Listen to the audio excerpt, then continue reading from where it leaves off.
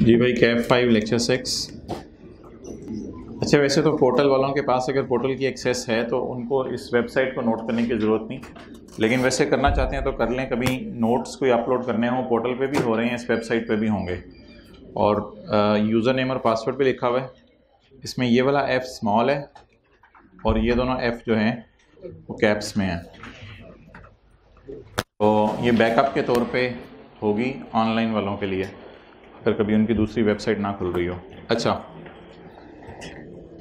अभी अगर आप इधर जाते हैं तो आपको एक पावर पॉइंट की प्रेजेंटेशन मिलेगी।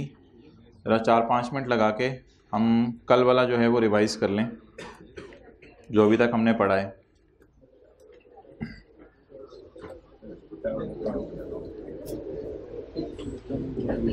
ओके, अभी तक जी हमने पढ़ा है एसेट के बारे में, इंटेंजिबल के बारे में और उसकी इनिशियल रिकॉग्निशन के बारे में। अच्छा जी, एसेट क्या होता है? Controlled as a result of, और जिससे cost can be measured reliably. नहीं, future economic benefits are probable. इसको मैं सही कर दूंगा अपलोड करते हुए। Future economic benefits are probable, बोलें क्या है? इसको मैं दोबारा अपलोड कर दूंगा। Cost can be measured reliably and future controlled as a result of past event and future economic benefits are probable या एक्सपेक्टेड। अच्छा, वो मैं सही कर दूंगा, अल्फाज पे ना जाओ। चलें, ये आसान बात थी, इसको छोड़ें। आगे इंटेंजिबल क्या होता है जी? इंटेंजिबल ऐसी चीज़ है जिसमें कितनी चीज़ें पाई जाएं? 3 चीज़ें पाई जाएं। बाद में इंटेंजिबल ऐसी चीज़ है जिसमें 3 चीज़ें पाई जाएं। नंबर 1, आइडेंटिफिएबल हो। भाई आप ना बोलें, तरह मुझे बोलो। आइडेंटिफिएबल यानी सेपरेट किया जा सकता हो ऑर्गेनाइजेशन से, या लीगल राइट हो, कल जैसे फिशिंग राइट हमने पढ़ा था। और इंटेंजिबल का फिजिकल सब्सटेंस। और ये मनी है या नॉन मॉनेटरी? इनिशियल रिकॉग्निशन कब होगी? जब कॉस्ट रिलायबली मेजर हो सके और फ्यूचर इकोनॉमिक बेनिफिट आने हों, तब इसको रिकॉर्ड किया जाएगा। रिकॉर्ड करने का मतलब इसकी जर्नल एंट्री की जाएगी। अच्छा, इंटेंजिबल्स कितने किस्म के हैं? 2। नंबर 1 परचेज और नंबर 2 इंटरनली जनरेट। जो परचेज किए हुए इंटेंजिबल हैं उन्हें कैपिटलाइज किया जाता है अगर वो एसेट की डेफिनेशन पे पूरे उतरें और रिकॉर्डिंग क्राइटेरिया हो। रिकॉर्डिंग क्राइटेरिया क्या था?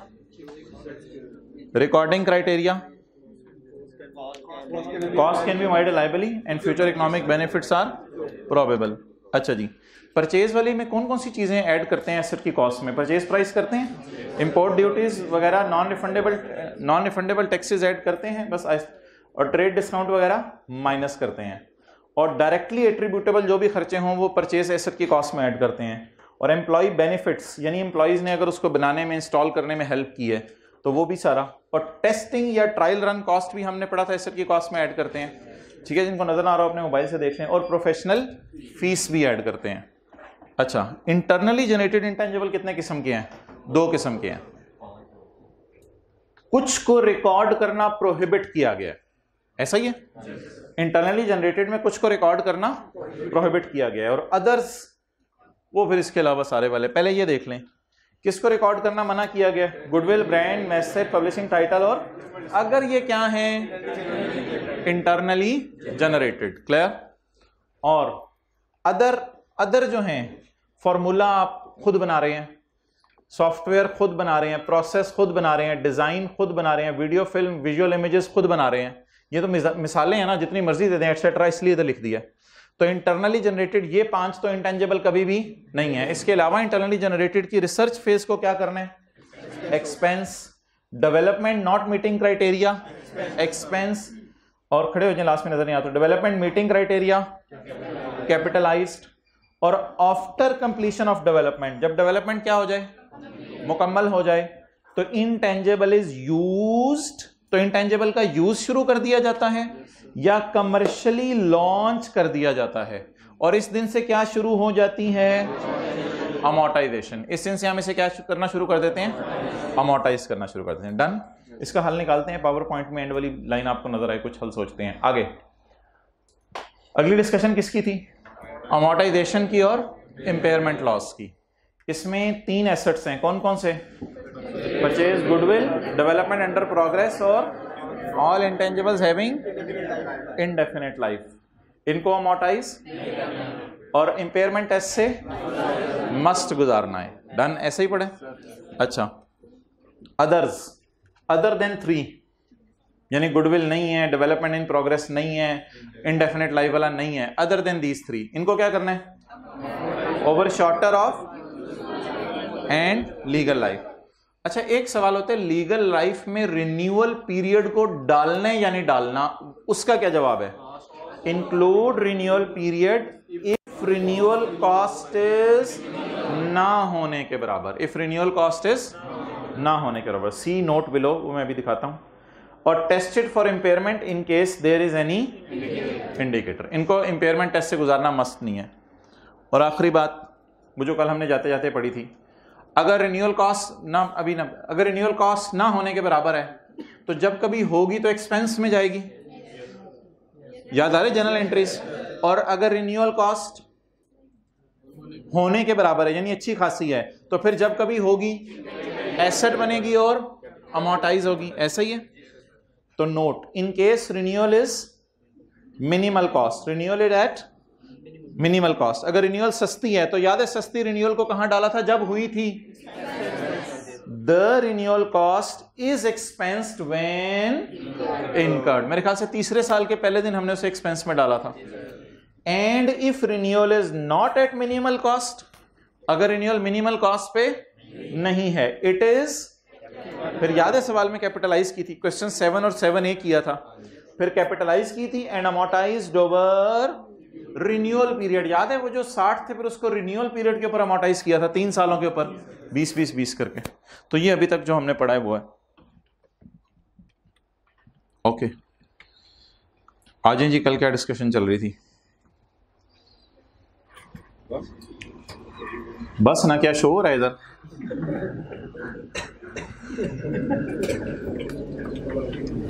वो कह रहे 5 दिन में ये पढ़ा तो मैं उठ के जा रहा हूं अगर यही पढ़ा सिर्फ तो। अच्छा, आप बता दें मोहतरम, कहाँ पे थे हम? क्वेश्चन 5 कर रहे थे, वो तो कर लिया था।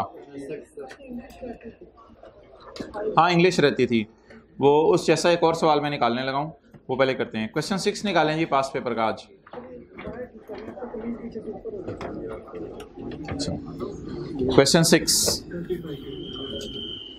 पेज नंबर 25, सीटीपी बच गई है। क्वेश्चन 6 शुरू करते हैं आप।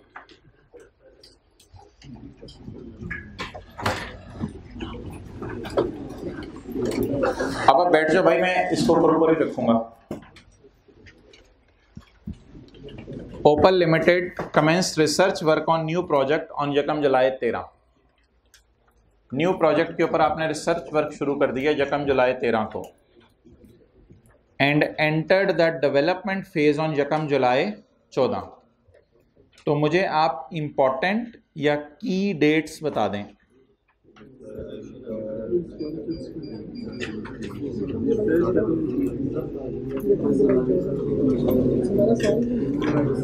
यकम जुलाई 13 को क्या हुआ?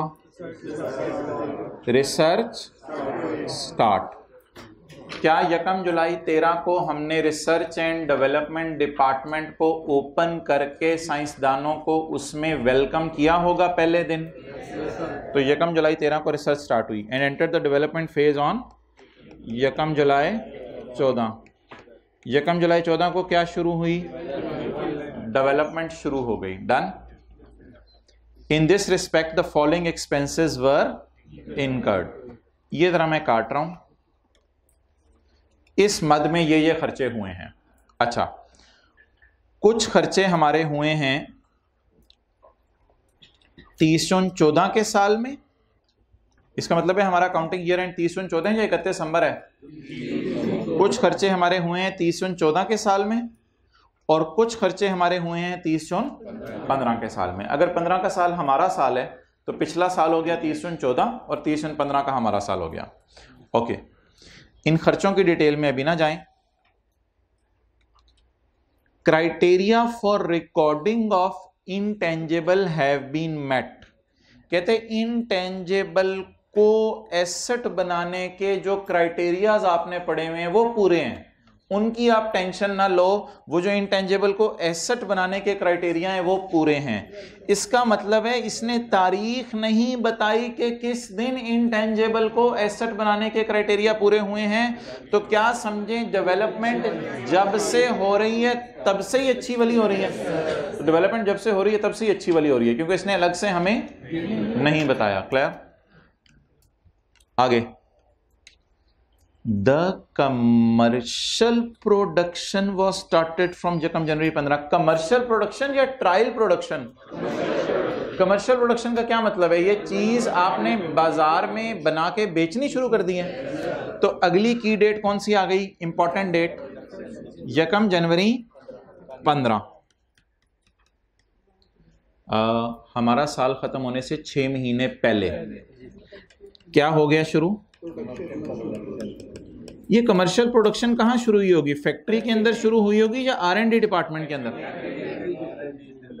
R&D। अच्छा, आप मुझे बताएं, R&D डिपार्टमेंट खुला कब होगा और बंद कब हुआ होगा? बस अब मुझे बोलने दें। यकम जुलाई 13 को रिसर्च शुरू हुई और यकम जनवरी 15 को फैक्ट्री में प्रोडक्शन शुरू हो गई। तो इसका मतलब है कि ये R&D डिपार्टमेंट इतना अरसा खुला रहा। अब आप मुझे बता दें, R&D डिपार्टमेंट के अंदर होने, अब वो डायग्राम में बनाने का टाइम पता नहीं अब है या नहीं है, मुझे बता दें इस फेज के खर्चे को क्या करेंगे और इसको क्या करेंगे?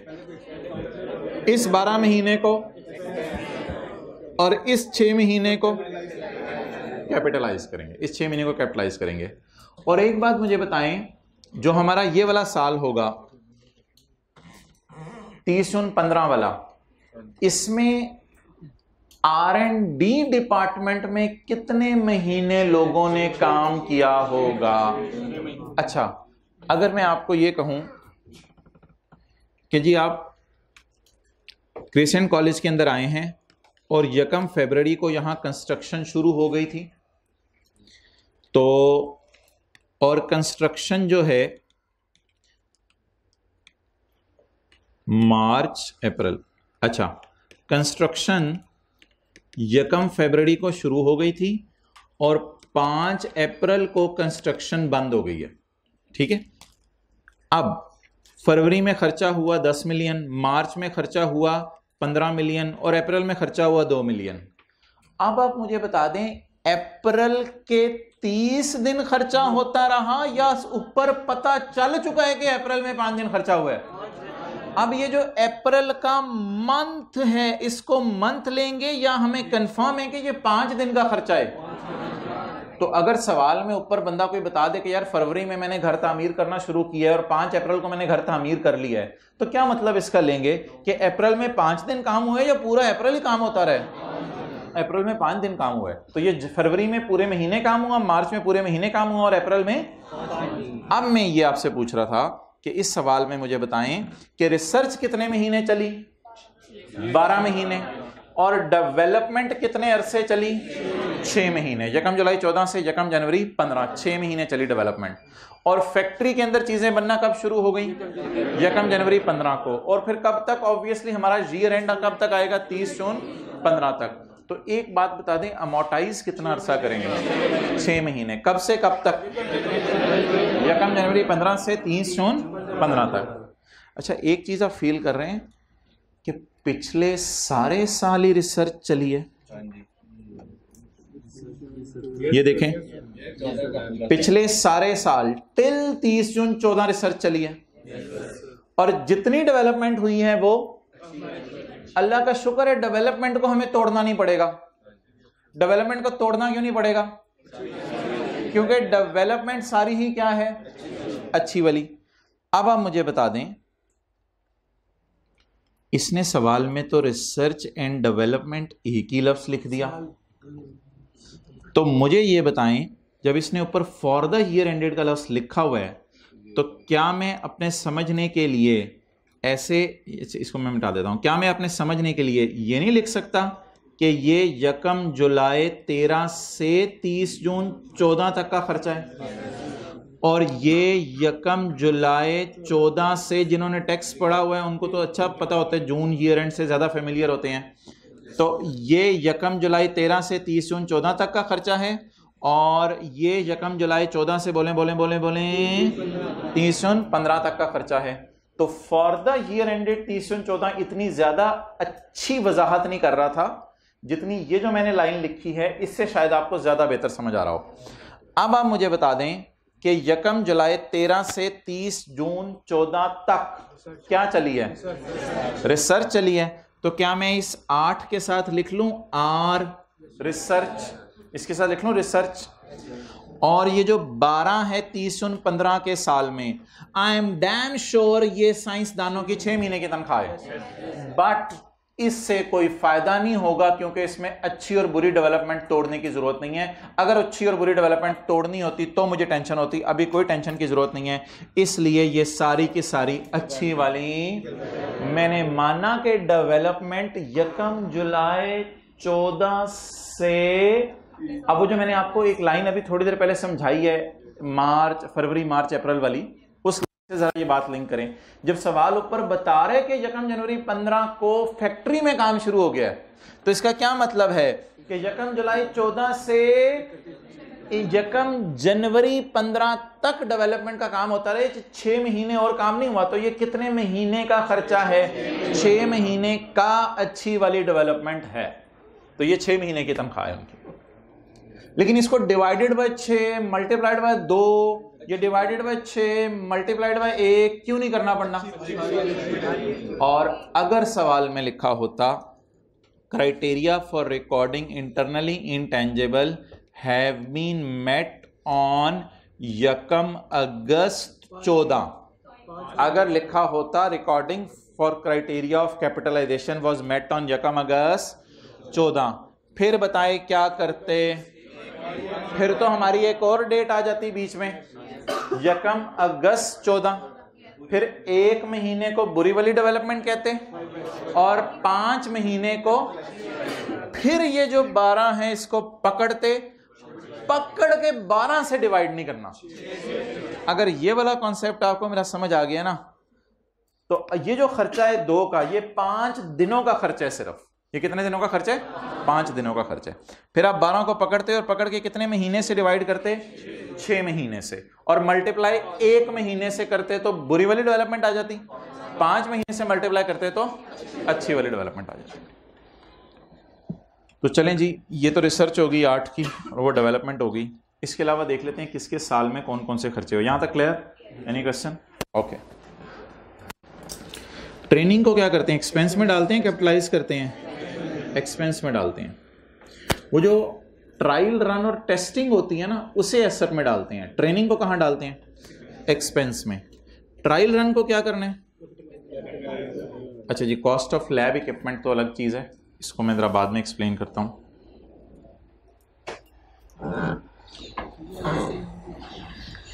एक छोटा सा कॉन्सेप्ट है, crescent used generator costing ₹100,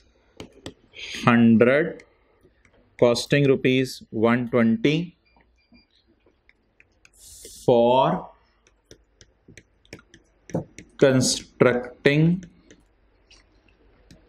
office या for constructing canteen crescent use generator for 1 month, crescent use generator for 1 month for constructing canteen. Crescent ने जनरेटर यूज किया 1 महीने, क्या बनाने के लिए? कैंटीन बनाने के लिए। डन। अच्छा, इसके अलावा वो 1 महीना वो था जिसमें फर्ज करें कॉलेज की छुट्टियां हुई थी, तो कोई मार्च का महीना चल रहा था या सितंबर का महीना चल रहा था, क्लासेस ऑफ थी। 1 महीना जनरेटर यूज हुआ किस पर्पज में? For constructing canteen. कॉस्ट है जनरेटर की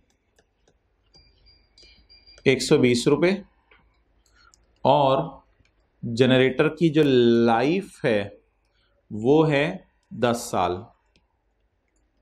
डन। अब बता दें डेप्रिसिएशन की एंट्री क्या करेंगे जनरेटर की?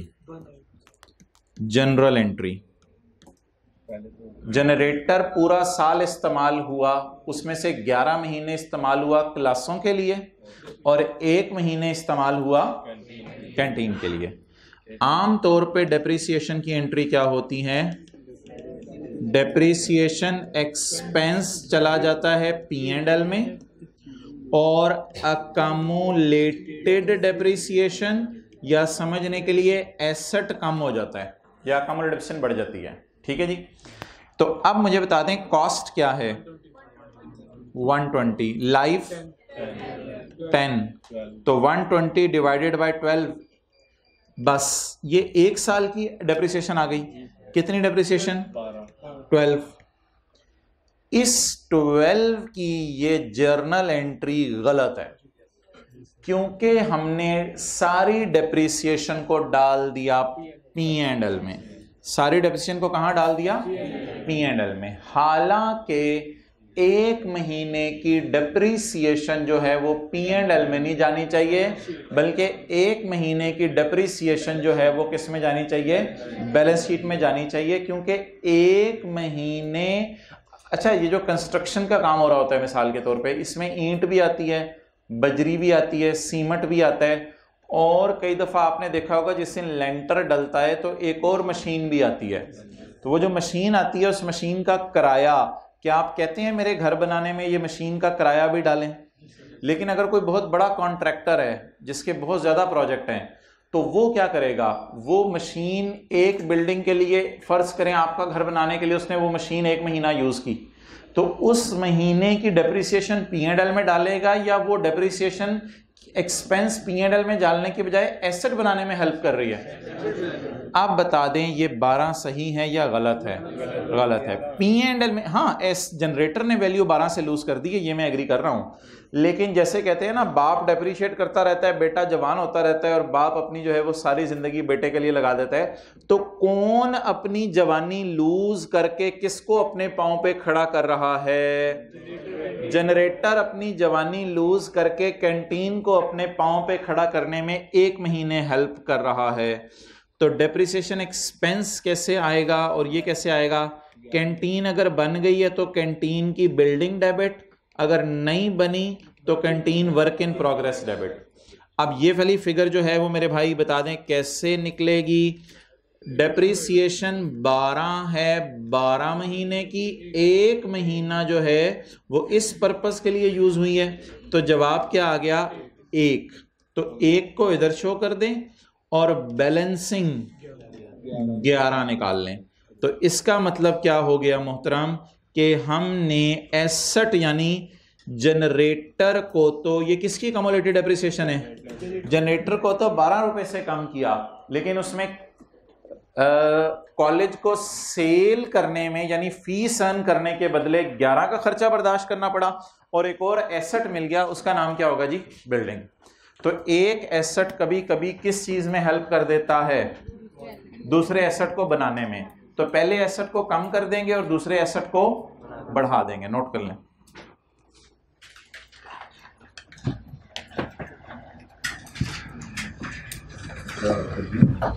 IFRS तो आगे उनका करना क्या? अच्छा, IFRS आगे उनका करना क्या है? ये सवाल मेरे से पूछना है इन पे।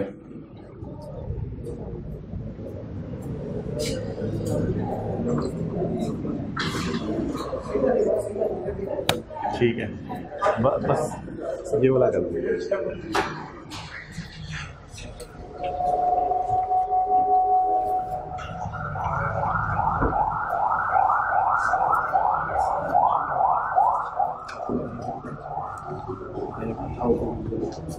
ठीक है।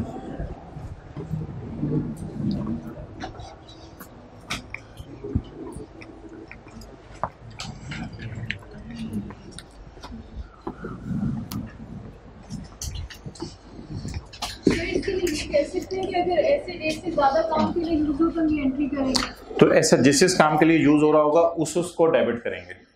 सही है।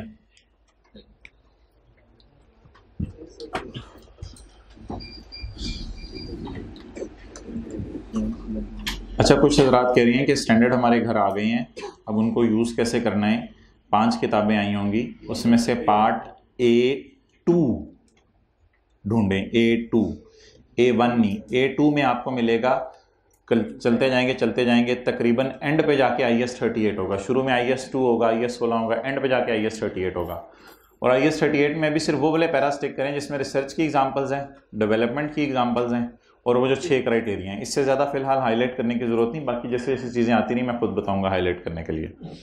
और कोई एक पता नहीं कोई पुरानी वीडियो किसी ने डाल दी हुई है, एक दफ़ा मैंने बनाई थी, हाउ टू यूज़ IFRS। तो ये मेरी एक वीडियो है यूट्यूब के ऊपर, अब किसी चैनल के ऊपर पड़ी होगी, तो ये आप लिखेंगे तो यहाँ से ये भी मिल जाएगी। लेकिन उसमें जो स्टैंडर्ड्स आगे वाले पढ़ाएं उनकी भी बातें हो रही होंगी, लेकिन आप एक आइडिया उससे ले सकते हैं, हाउ टू यूज़ IFRS। अच्छा जी, तो पता ये चला कि एक चीज़ अगर अपनी वैल्यू लूज़ कर रही है तो दूसरी चीज़ की वैल्यू बढ़ रही है। तो डेप्रिसिएशन को P&L में डालने के बजाय डेप्रिसिएशन को एसेट की कॉस्ट में क्या कर दें। लेकिन एक बात याद रखिएगा, अकमुलेटेड डेप्रिसिएशन को आपने पूरे 12 से क्रेडिट करना है, क्योंकि जनरेटर चला कितने महीने, 12 महीने। जनरेटर ने अपनी जवानी कितनी लूज की, 12 महीने। उससे कैंटीन को कितना अरसा फायदा देके गया, 1 महीना। बाकी अरसा क्लासें चली तो बाकी 11 महीने क्लासों की फीस आई होगी, तो क्लासों की फीस में से क्लासों की डेप्रिसिएशन जो है वो जनरेटर की माइनस हो जाएगी। वो मैचिंग अपनी अपनी अलग चल रही होगी। ओके,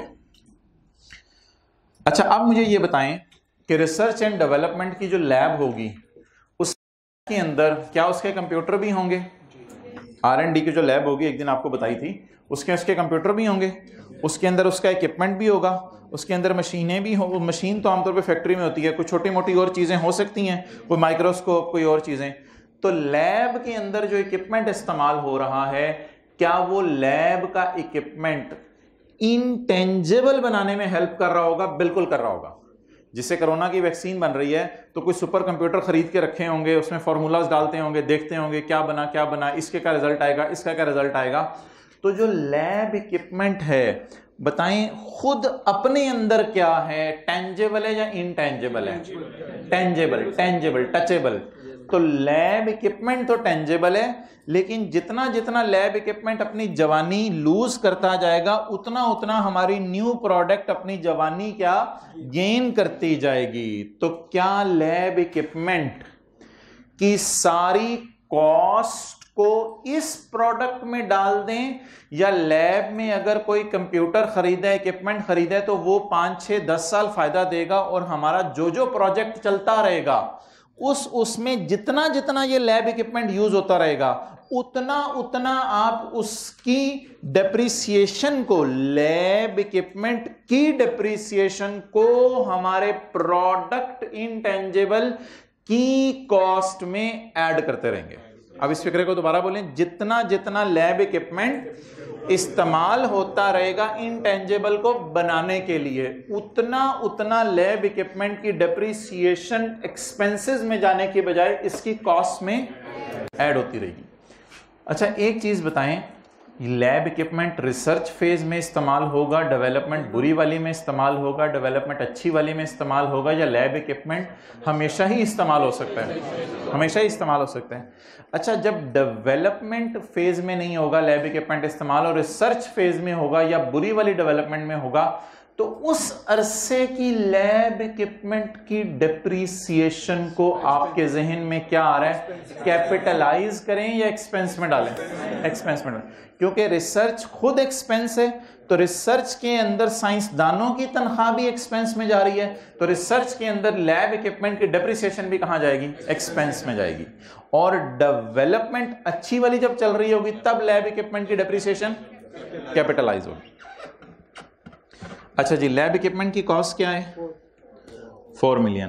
परचेज्ड ऑन 1 जनवरी 14। ये 1 जनवरी 14 को खरीदा है। इसकी लाइफ कितनी है? 5 साल। तो 5 साल पूरे के पूरे इसी प्रोडक्ट में यूज किया जाएगा? नहीं, लैब इक्विपमेंट लैब में पड़ा रहेगा।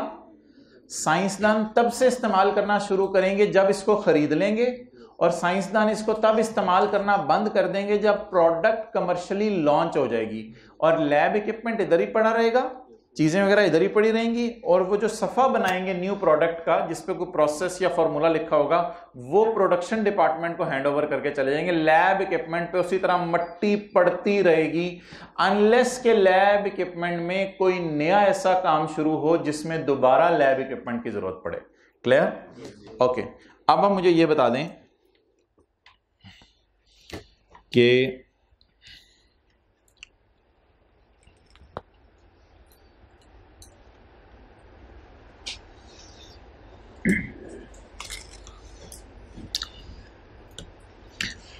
हमारा पहला साल कौन से?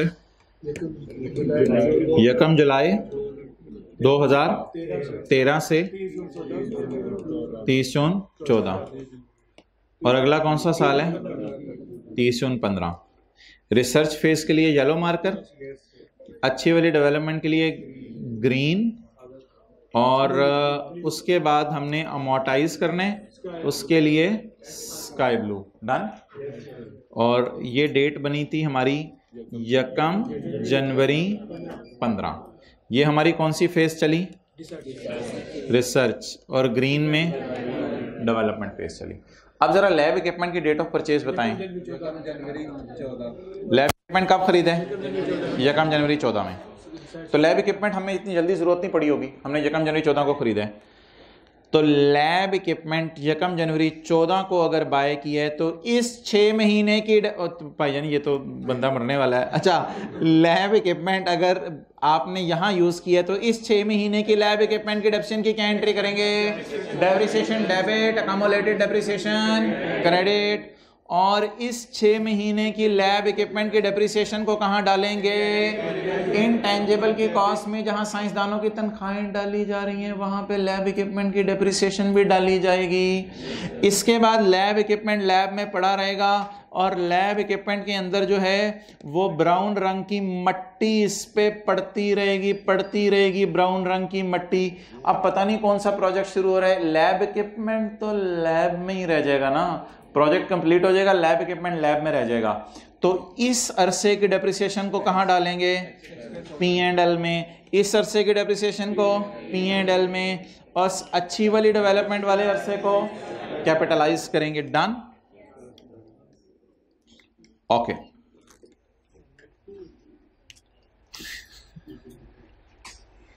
चलें जी, अब जनरल एंट्रीज मुझे करवा दें आप लोग।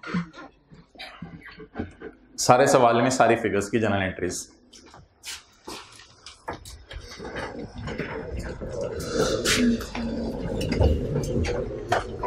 दूसरी क्लास में कोई टीए बैठा है, मार्कर ला दें। इधर पढ़े तो नहीं हुए? नहीं, वो दूसरे होंगे ब्लैक। जल्दी कर दो यार। चलें जी, लेट्स स्टार्ट। मिल गया भाई?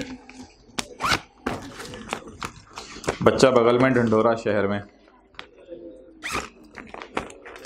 पानी की बोतलें जो है वो लाना बंद कर दें, गलती से आपने मंडे को ले आनी है। ओके, पहला साल जी हमारा कौन सा बनेगा? 30 जून 14। सवाल की रिक्वायरमेंट अभी ना पढ़े तो हाँ जी, हो गया।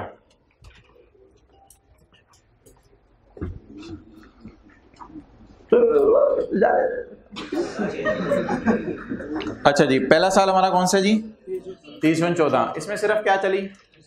रिसर्च चली। तो 8 रुपए की एंट्री बताएं। कोई माई का लाल, इसकी बुरा तो नहीं बनाते आप? ये माई का लाल रिस्पेक्ट देने के लिए यूज होता है या बिस्ती करने के लिए यूज होता है? नहीं, ये एक चैलेंज होता है ना, कोई माई का लाल बोले तो ये तो मेरा नहीं ख्याल बिस्ती, ये तो आप फील कर रहे हैं तो और बात है। Research expense debit, cash credit कितने से?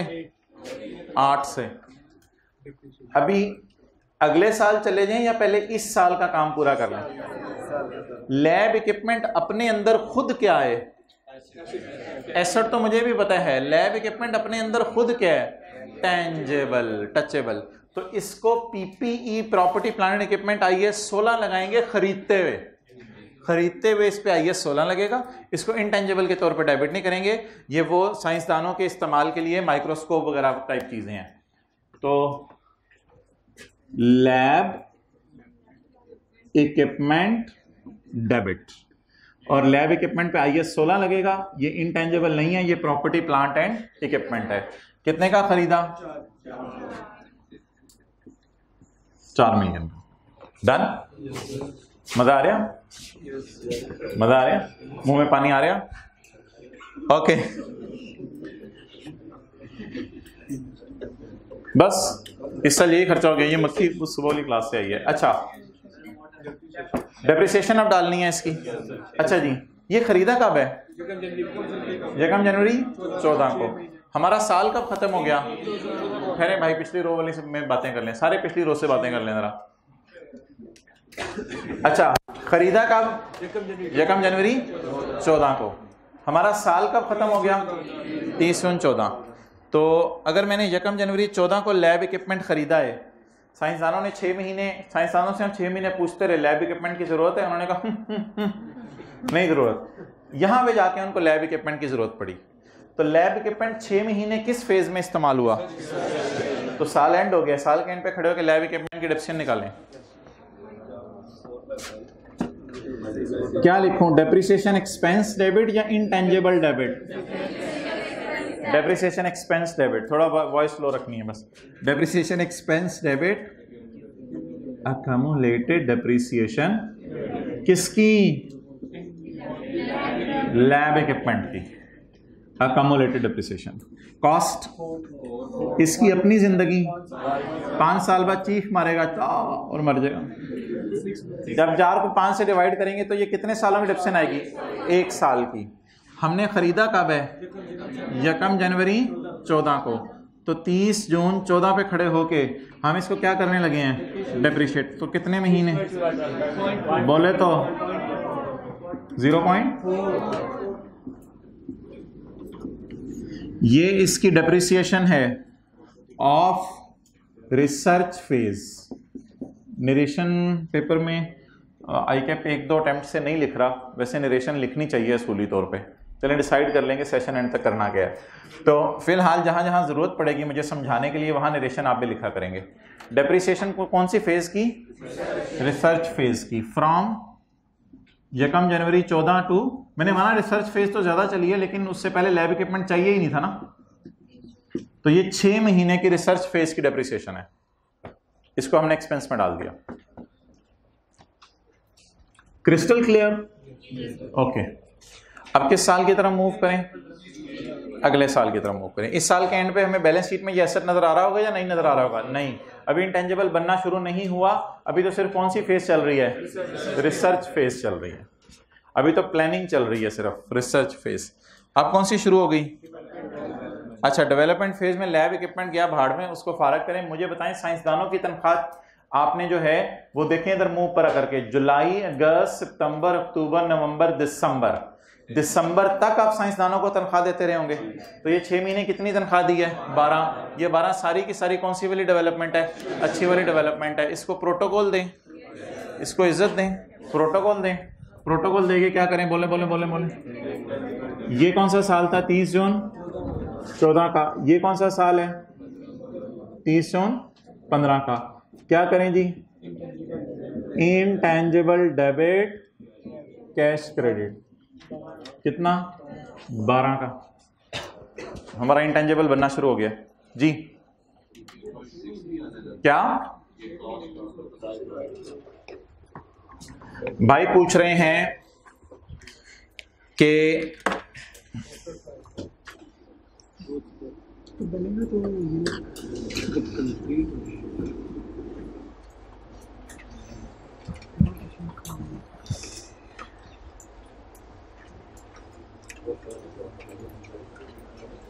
अच्छा, मैं कहता हूं कि जी कॉलेज के अंदर कंस्ट्रक्शन का काम शुरू हुआ 1 फरवरी को। मार्च का महीना भी चला और अप्रैल का महीना भी कंस्ट्रक्शन का काम चला, लेकिन 5 अप्रैल को हमने मजदूरों को कह दिया था अस्सलाम वालेकुम। अब आप मुझे ये बताएं कि मजदूरों को जो हमने तनख्वाह दी, ये पूरे फरवरी के महीने में दी, ये पूरे मार्च के महीने में दी, और ये अप्रैल के कितने दिनों की तनख्वाह है? 5 दिनों की।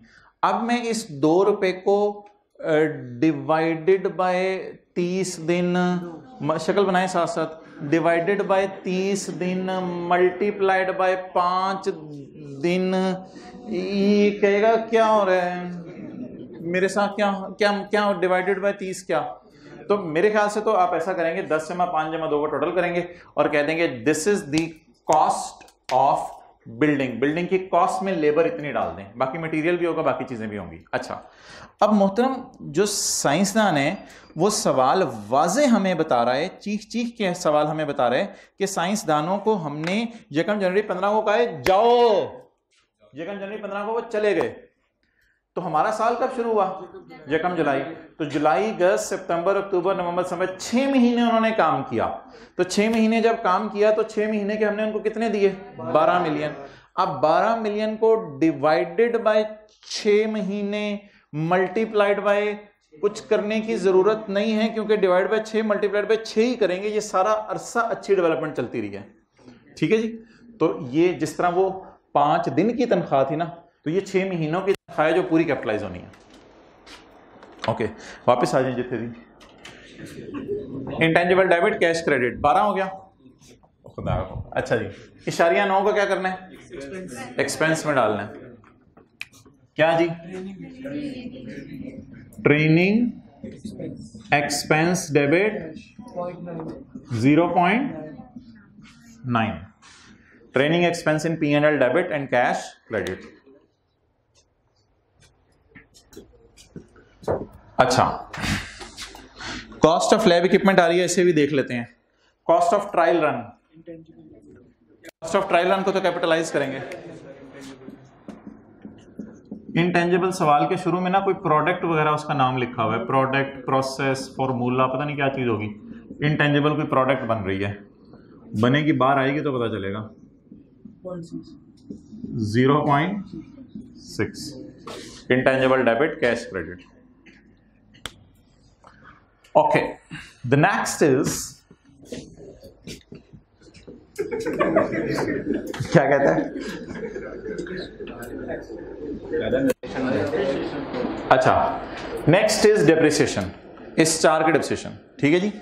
तो ये जो 4 है, पिछले साल का इसको पाला हुआ है ना, तो पिछले साल का इसको पाल के रखा हुआ है, तो इसको डेप्रिशिएट करना है इस साल। अच्छा, मुझे ये बता दें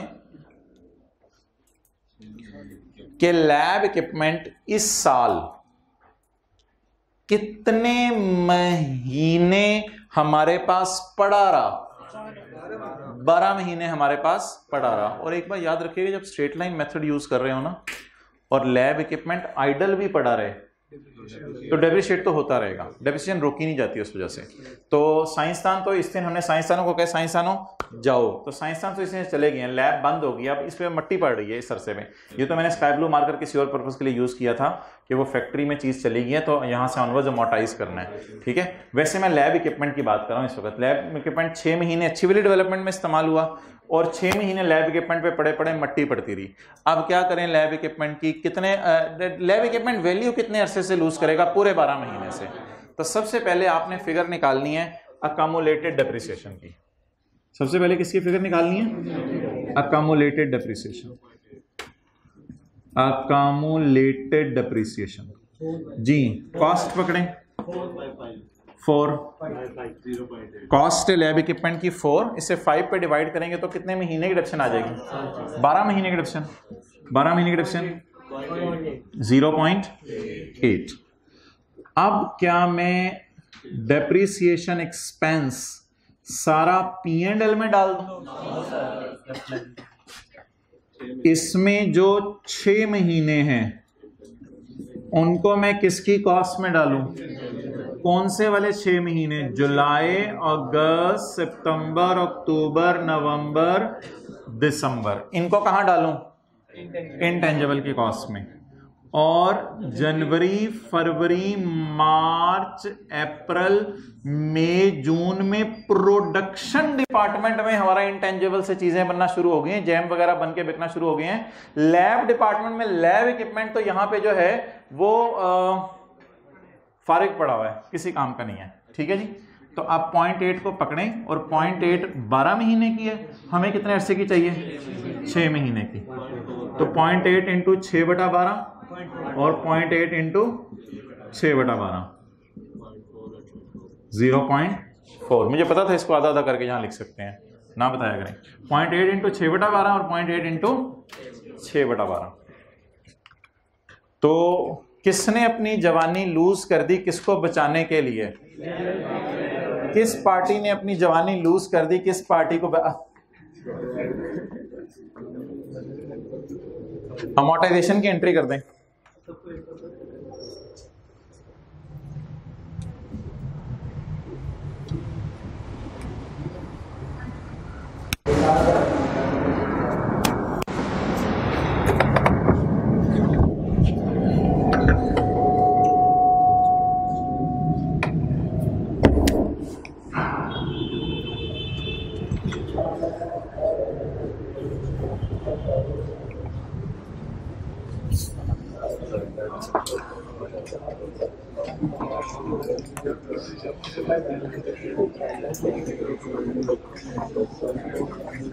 ओके, अब हमने क्या निकालनी है जी? अमोर्टाइजेशन। अच्छा, इसमें हमने डेवलपमेंट फेज जो है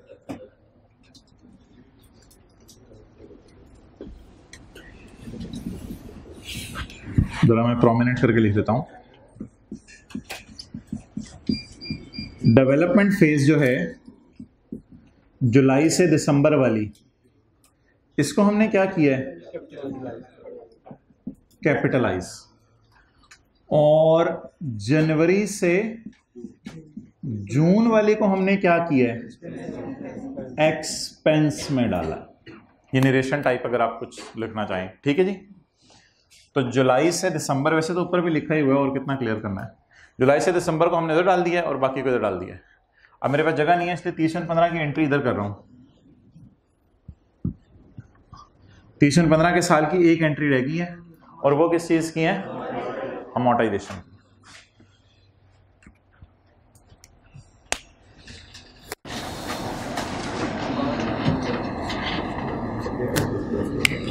बताएं जी।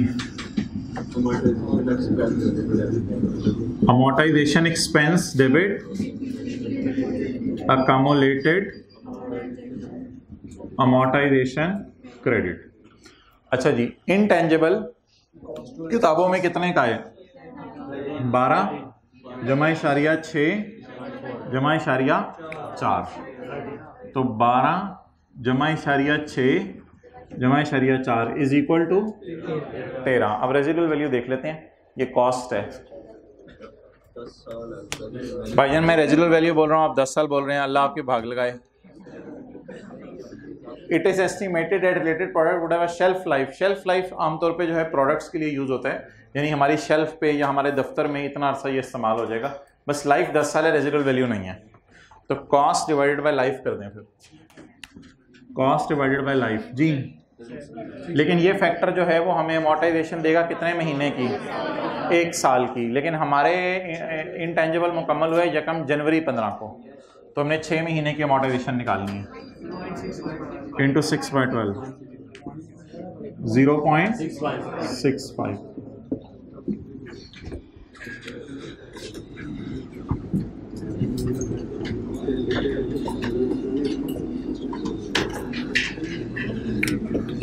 अब मैं उधर से एंट्री मिटाने लगा हूं और यहां लिखने लगा हूं ताकि उधर व्हाइट बोर्ड यूज कर सकूं। अकम्युलेटेड अमोर्टाइजेशन 0.65।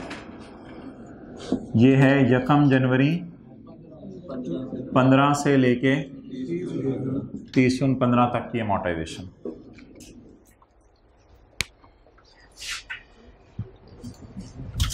डस्टबिन ये पड़ा। चलें जी।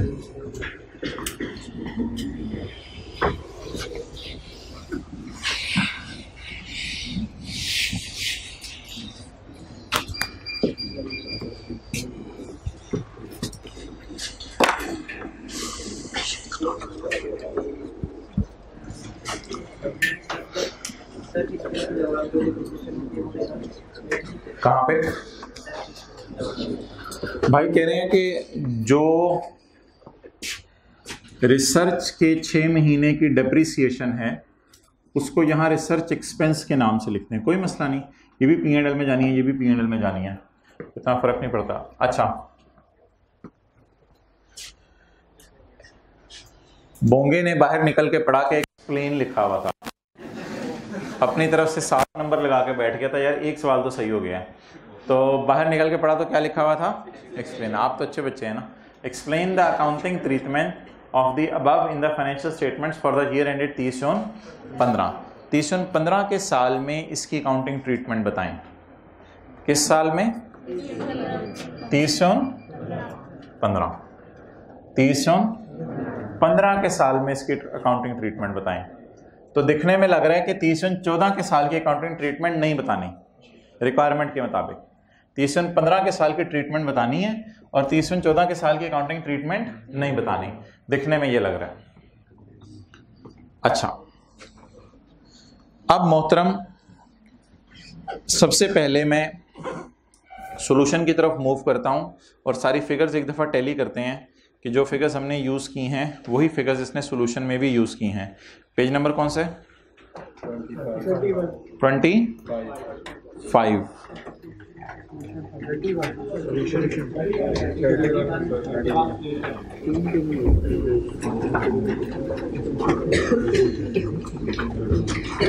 Question number 6।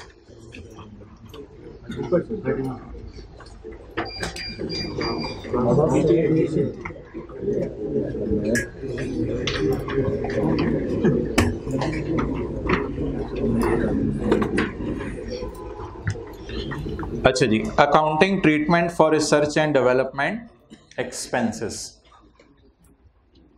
Development cost recognition as intangible, ये हेडिंग देना कोई जरूरी नहीं है, ऐसी बस। Since the new product, product का नाम क्या है? न्यू प्रोडक्ट सवाल में लिखा हुआ था। Since the new product meet all the criteria for development, क्योंकि नई प्रोडक्ट डेवलपमेंट का क्राइटेरिया मीट कर रही थी। देखें, रिकॉर्डिंग क्राइटेरिया मीट हो रहा है, सवाल में लिखा हुआ है since the new product met all the recording criteria, an intangible should be recorded at 13 million which is detailed as under। intangible को रिकॉर्ड कर दें 13 मिलियन पे 12.4.6। तो सबसे पहले उसने ये कहा है कि intangible को आप किस पे रिकॉर्ड कर दें? इसका मतलब है डिस्कस में उसने माने ना माने इसको और इसको डिस्कस कर लिया है। हाँ, इसका 0.4 अभी रहता है, लेकिन किसी हद तक इन दोनों को इनको डिस्कस कर लिया है। कैसे? अभी आपको याद है कॉस्ट हमने निकाली थी 12.6 अब इन तीनों के नाम बता दें क्या है। 12 का क्या नाम है? डेवलपमेंट, 6 ट्रायल रन और 4 डेप्रिसिएशन ऑफ डेवलपमेंट फेज। इसका क्या नाम है? Depreciation of development phase. तो what is the breakup of cost? ये 12 कॉस्ट ऑफ 12 मिलियन इनका during the development phase, that is 1 July से 31 दिसंबर। देख रहे हैं सवाल को कैसे फैला रहे हैं, डेट एंड रूटें डाल के। उसके बाद depreciation of 0.4 million, depreciation of कितनी डेप्रिसिएशन? ऊपर वाली डालनी है, नीचे वाली डालनी है? ऊपर वाली। 0.8 कैसे आया? 0.8 आपको याद है आया था 4/5 और फिर उसको 6/12 किया था। Depreciation of 0.4 4/5 into 6/12। आई के पैसे ही थोड़े से पंगे लेते हैं। इंटू 6/12, तो इंटू 6/12 डेप्रिसिएशन ऑफ ₹0.4 यानी कि 4/5 into 6/12 on lab equipment for 6 month. अच्छा, इनके साथ कुछ आगे लिख क्यों नहीं रहा? शुड बी कैपिटलाइज्ड, वो ऊपर लिख दिया ना। और ये 2 नुक्ते आपको पता है क्यों होते हैं? Okay. Cost of trial run amounting to 0.6 million. Trial run को भी आपने क्या करना है? कैपिटलाइज। डन। तो ये कॉस्ट आ गई एसेट की और एग्जामिनर की डिस्कशन जरा सोचें कहां चल रही है, सिर्फ 30 जून 15 पे। अब एक चीज डिस्कशन वाली रह गई कि ट्रेनिंग को एक्सपेंस में डाल लें, दूसरी चीज डिस्कशन वाली रह गई कि इस डेप्रिसिएशन को एक्सपेंस में डाल लें, और तीसरी चीज डिस्कशन वाली रहेगी हमारे इंटेंजिबल शहजादे को अमोर्टाइज करना है। और आपने देखा है थ्योरी के सवाल में वो साथ साथ न्यूमेरिकल फिगर्स निकाल के देता जा रहा है। ओके, अगली उसने हेडिंग क्या रखी है आपके सामने, अमोर्टाइजेशन ऑफ इंटेंजिबल। अब अमोर्टाइजेशन ऑफ इंटेंजिबल की जरा इंग्लिश आप खुद बनाने की कोशिश कर लें कुछ। The cost of intangible will be, अब इंग्लिश खुद बनाए ना, अब आई कैप पे डिपेंड है ना, नहीं, will be amortised over a period of 7 years, that is finite life. Finite है या इनडेफिनेट है? 10 years that is finite life, indefinite life नहीं है। Amortisation of ₹0.65 will be recorded in statement of comprehensive income from 1 January 15 to 30 June 15 as calculated in साथ वाले का paper. Since the product has a life of 10 years, the amortization expense amounting to 13 divided by 10 into 6 by 12 should be charged to P&L for the period of 6 months, that is 30 June 2015। Done? अच्छा जी, अब अगली discussion, मैं इसको जरा अभी काट रहा हूं, इसको छोड़ें। रिसर्च एंड अदर कॉस्ट, कोई जरूरी नहीं है इसी तरतीब में आप चल रहे हो, आप एंट्रीज की तरतीब में पेपर में लिखाएं। बहरहाल अब उसने एक हेडिंग दी है, क्या इस साल की भी डिस्कशन शुरू कर दी है, ये मैं बताता हूं क्यों। Research and other costs, other costs कोई होंगी, ये कोई ट्रेनिंग में मेरे ख्याल से रहती है अभी तक डिस्कस करने वाली, और इनकी शायद डेप्रिसिएशन वगैरह भी रहती हैं डिस्कस करने वाली। तो रिसर्च एंड अदर कॉस्ट्स। अच्छा, ये जो रिसर्च कॉस्ट होगी या ट्रेनिंग कॉस्ट होगी, या एक और मैंने आपको बताई थी एडवर्टाइजमेंट, इनके साथ में आपने पेपर में एक फिक्रा लिखा करना है। IAS 38 does not allow the capitalisation. क्या क्या फिक्रा लिखा करना है? IAS 38 does not allow the capitalisation, या IAS 38 प्रोहिबिट्स द कैपिटलाइजेशन। थोड़ा सा प्रोफेशनल फिक्रा हो जाएगा ना, क्योंकि आपने तो यही लिखा है, research is expense. Be professional guy, your guy ना हो, और जमाना था युवा चिड़िया। IAS 38 does not allow the capitalization of costs pertaining to research work. Therefore, these costs should be charged to P&L in the period in which they are incurred. IAS 8 पढ़ा हुआ है? IAS 8 ये IAS 8 की discussion है, इसको अभी मैं and पे पढ़ूंगा। आगे चलें, ये रिसर्च की बात हो गई, हाईलाइट करते रहें। और कोई रहेगी वो हमारी ट्रेनिंग की बात रहती है, ट्रेनिंग की बात रहती है। Cost for training of staff is also not allowed for capitalisation and should be charge to P&L for the year ended 30/15। अच्छा, ये वाली किस साल की थी? 30/14 की, और ये वाली 30/15 की। और इन द एंड अब उसने मेरे ख्याल से 2 डेप्रिसिएशनें पकड़ी हैं जो रह गई हैं। क्या क्या कवर हो गया बोले? रिसर्च कवर हो गया, ट्रेनिंग भी कवर हो गया, अमोर्टाइजेशन भी कवर हो गया। अब ये वाली डेप्रिसिएशन 0.4 की पिछले साल वाली, और ये वाली डेप्रिसिएशन 0.4 की ये वाली इस साल वाली, इन दोनों की डिस्कशन रह गई है। तो इन दोनों को भी कहां डालना है बोले? P&L में। ये कौन सी डेप्रिसिएशन है? रिसर्च फेज वाली। और ये कौन सी डेप्रिसिएशन है? जब लैब इक्विपमेंट लैब में उदासी में पड़ा रहा, किसी ने उसको लिफ्ट नहीं कराई, कोई नया प्रोजेक्ट शुरू नहीं हुआ। The depreciation of ₹0.4 million on lab equipment for the period from the commencement of commercial production that is 1 January to 30 June should be charged to P&L for the year ended 30 जून। ये किस depreciation की बात की इसने?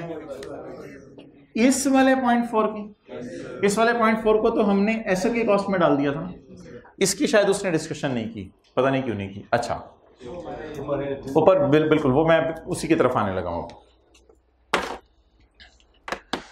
अच्छा यहां तक आप मुझे बताएं कि जितना आपका IAS 38 का नॉलेज था वो सारा अप्लाई हो गया यहाँ पे, और यहाँ तक उसकी एक रिवीजन भी हो गई और पता भी चल गई कि इन चीज़ों को एसेट की कॉस्ट में डालना है कि इनको एक्सपेंस में डालना है।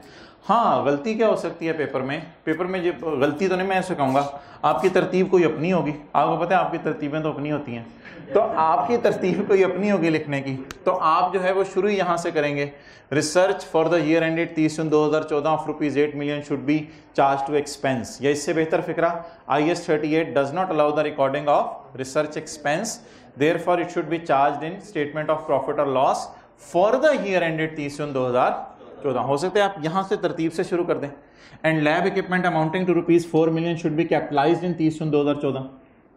And next, the depreciation of research phase from 1 January 14 to 30 June 14 amounting to ₹0.4 million should be charged to expenses, should be charged to P&L। हो सकता है आप इस तरतीब से चलें, तो इस तरतीब से भी चलेंगे तो कोई मसला नहीं। And in 30 June 2014 the development phase from 1 July 14 to 31 December 14, भाईजान वो 1 जनवरी 15 से 30 जून 15 है, जरा जहन में लाओ, दूसरा साल 1 जुलाई 14 को शुरू हो रहा है। The development phase from 1 July 14 to 30 June कहां से आ गया? Development phase from 1 July 14 to 31 December 14 and trial run cost and depreciation of development phase from January, संभाला जाएगा बड़ा फिक्रा, from January to December amounting to ₹0.4 as calculated below shall be capitalized as an intangible as it should meet the recording criteria। ठीक है, तो ये 2-3 चीजें asset की कॉस्ट में डाली जाएंगी। बात तो फैल गई थी लेकिन बात आसान थी। And at year end intangible will be amortized over a finite life of 7, शायद पता नहीं कल का जा रहा है, over a period of 10 years, and amortization will be charged from only 1 January 15 to 30 जून 2015 सिर्फ, and will be charged to P&L। however training cost and depreciation after development phase should be charged to P&L। clear? तो आप हो सकता है इस तरतीब से लिखाएं। तो ये वो जो आपकी तरतीबें हैं, इसको मैं ये नहीं कहूंगा कि ये आपकी तरतीबें हैं, ये बिल्कुल सही तरतीबें हैं, कोई मसला नहीं। अब हमारा मसला और फड्डा वहीं फंसा हुआ है कि भाईजान उसने सवाल में रिक्वायरमेंट में कहा है कि 30 जून 15 को डिस्कस करो, और हम ओवर एफिशिएंट बन के किसको डिस्कस कर रहे हैं? 30 जून 14 को। अच्छा अगर ये सारा भी आप कर रहे थे ना जितना मैंने बताया, तो 7 में से 6 मार्क्स आप गेन कर लेते हैं। लेकिन एक जो है ना मसला हो गया है वो ये है कि अकाउंटेंट ने ना ब्लंडर मार दिया। अकाउंटेंट ने ब्लंडर क्या मारा है? वो ब्लंडर ही क्या जो दिखाया ना जाए, and debited to work in progress. Accountant ने ये ब्लंडर मारा है, इसे कहते हैं रॉन्ग एंट्री। इससे पहले मैंने आपके सामने व्हाइट बोर्ड पे कौन सी एंट्रीज की हैं? ओरिजिनल। इसने कौन सी एंट्रीज कर दी? रॉन्ग एंट्रीज कर दी। और इसने कहां डाल दिया सारे खर्चे को? In this respect following expenses were incurred and were debited to CWIP। अच्छा अकाउंटेंट ने पूछा भाईजान 30 जून 14 में कितना खर्चा हुआ? हमने कहा जी 30 जून 14 में हुआ 12 का खर्चा। अकाउंटेंट ने पूछा भाईजान 30 जून 15 में कितना खर्चा हुआ? हमने कहा जी 13.5 का खर्चा। कहते हैं हाँ फड़ो भाई CWIP डेबिट कैश क्रेडिट, और सादा काम रखो यार, क्या देसी काम रखो, CWIP डेबिट कैश क्रेडिट। हाँ हाँ तो चलो भाई होगी एंट्री, चलो भाई मैं घर जा रहा हूँ, आजरा जल्दी जाना था। अब दिमाग की दही बनी हुई है तेरे, पागल है तू, दीवाना है तू, मस्ताना है तू, कौन है तू, क्या है? कहते हैं but I have done it and I am done it. हुन करो सही करो, मैं तो कर गया, मैं कर गया जो करना सी, not it's up to you people. अब आप लोगों ने देखने की क्या करना है। तो इसने सारे के सारे खर्चों को उठा के किस में डाल दिया, ना देखा क्या खर्चा है, ना देखा क्या टेंजिबल है, ना देखा क्या इनटेंजिबल है, बल्कि उठा के सारे खर्चे को किधर डाल दिया, CWIP के अंदर। ओके, तो इस जी इसी क्या करना है, बंद करवाने से तो भाई इसके विंग्स ऊपर करवा दें, मैं तो वो नहीं इधर लगवाने का कह दिया तो ये तो मसला हो जाएगा, इधर भी लग जाएगा। अच्छा फिलहाल इसके विंग्स ऊपर करवा दो, विंग्स ऊपर करवा दो, और कुछ ना दाएं बाएं लोग बैठ जाया करें देख के, इसी के डायरेक्ट थ्रो जहाँ ना पड़ी हो या जिसको शौक उसके मुताबिक बैठ जाया करें। अच्छा अब आप मुझे ये बता, नहीं तो यार हल तो निकालना होता है ना, हद होगी इसमें। ओके, अब मोहतरम इस सारे की जगह किसी को मैसेज किया, ठीक है फोन कर दो जल्दी आ जाएगा। अच्छा इस सारे की जगह अकाउंटेंट ने क्या एंट्री कर दी,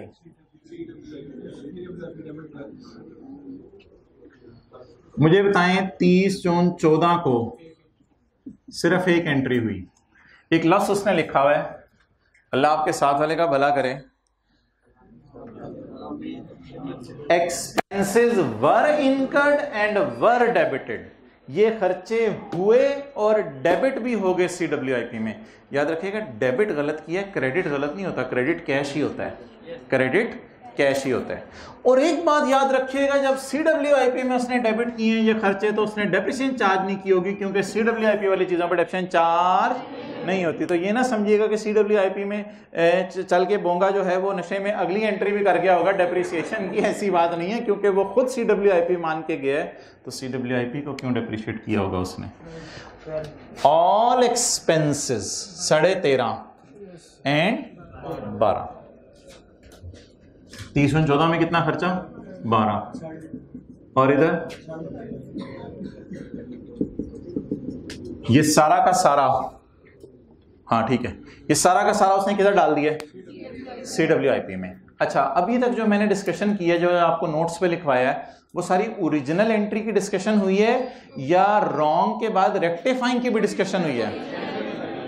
तो यार ICAP ने ना 30/15 के बारे में ना कोई बात नहीं लिखी, 30/15 के बारे में ना एक बात मैं आपको लिखवाऊंगा, वो बस एंड पे आपने डालनी है, एक बात मैं आपको लिखवाऊंगा वो एंड पे डालनी है। वो क्या, इस तरह एंट्रीज करके ना एक रेक्टिफाइंग एंट्रीज भी बनती हैं, वो रेक्टिफाइंग एंट्रीज आपको फिर किसी दिन करवानी है बाद में आने वाले दिनों में।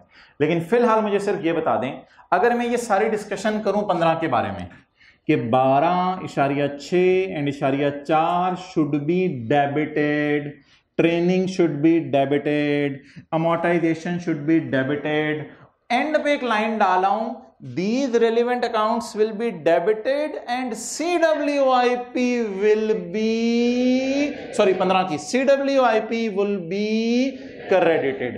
यानी इन सारी एंट्रियों को तुम रिकॉर्ड करो, ये ओरिजिनल एंट्रीज हैं, और ये कौन सी एंट्री है, पिछले साल की मैं बात करता हूं अभी, और ये कौन सी एंट्री है, रॉन्ग। तो एक लाइन अगर 30/15 की डिस्कशन के नीचे लिखनी हो तो वो आप इस तरह लिख के आ सकते हैं, ICAP को लिखनी चाहिए थी, उसमें लिखी नहीं, वो जरा लिख लें, इन 30/15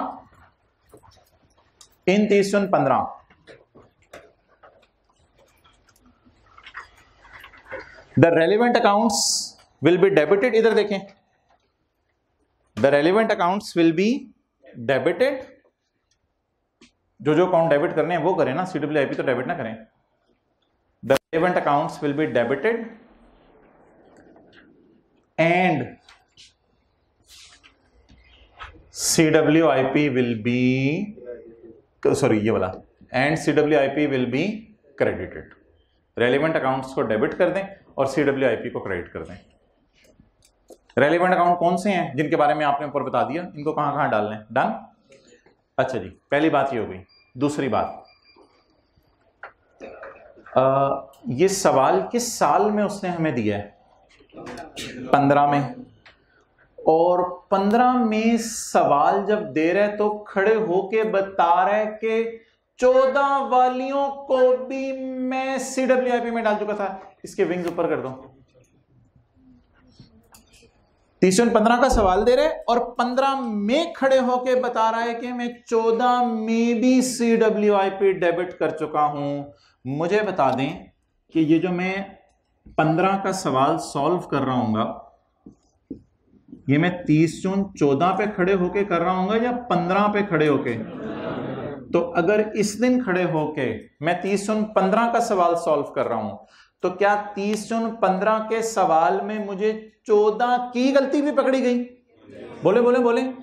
तो मैं 30 जून 15 के सवाल में एक तो ओवर हियर की एरर है, लेकिन आइए सेट में आपने एक लफ्ज पढ़ा होगा प्रायर ईयर एरर। ये लफ्ज कितने लोगों ने सुना हुआ है, प्रायर ईयर एरर। मैं खड़ा कहां हूं, 30 जून 15 में, और मुझे एरर किस साल की पता चली, 30 जून 14 की। तो standing on 30 June 15, standing on 30 June 15। जब हम थोड़े बड़े हो जाएंगे तो चंद दिनों बाद हम पढ़ेंगे असल में हम 30 जून 15 को नहीं खड़े होते, इसकी भी 2-3 दिन बाद ही खड़े होते हैं, क्योंकि 30 जून 15 की रात को सब कुछ ये सारे काम करके नहीं जा सकते हम, तो 2-3-4 दिन बाद ही खड़े होते हैं। तो standing on 30 June 15 we identified error of 30 June 14। ये बात लिखें डायग्राम बना के। स्टैंडिंग ऑन 30 जून 15 वो आइडेंटिफाइड एरर ऑफ 30 जून 14।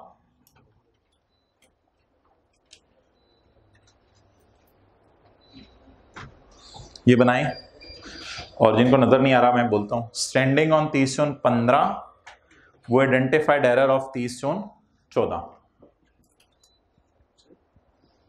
करने के बाद ये स्टेटमेंट देंगे, के बाद की रेक्टिफाइंग एंट्री तो हमने करनी नहीं ना, हम डिस्कशन में बस लिखाएंगे।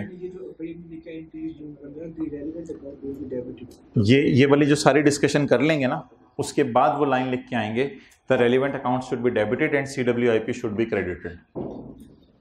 30 जून 15 की डिस्कशन करने के बाद ये लिखेंगे। तो हमने 30 जून 15 में तुमने बताया नहीं था कि CWIP डेबिट किया। सवाल में लिखा हुआ है दोनों सालों में डेबिट हुआ है CWIP। हम लिखेंगे दोबारा की स्टेटमेंट, ये स्टेटमेंट लिखेंगे ना जो मैंने लिखवाई है। अच्छा, following expenses were incurred and debited, किस किस साल, दोनों साल।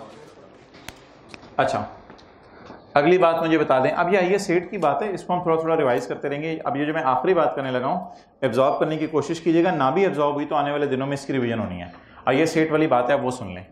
अच्छा, तो अब यहां पे फुल स्टॉप डाल के लिखें, this concept is called as prior year error. This concept is called as prior year error.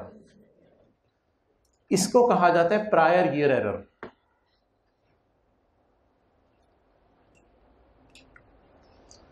अच्छा, अब मुझे ये बताएं कि पिछले साल की गलती अगर मैं इस साल पकड़ लूं,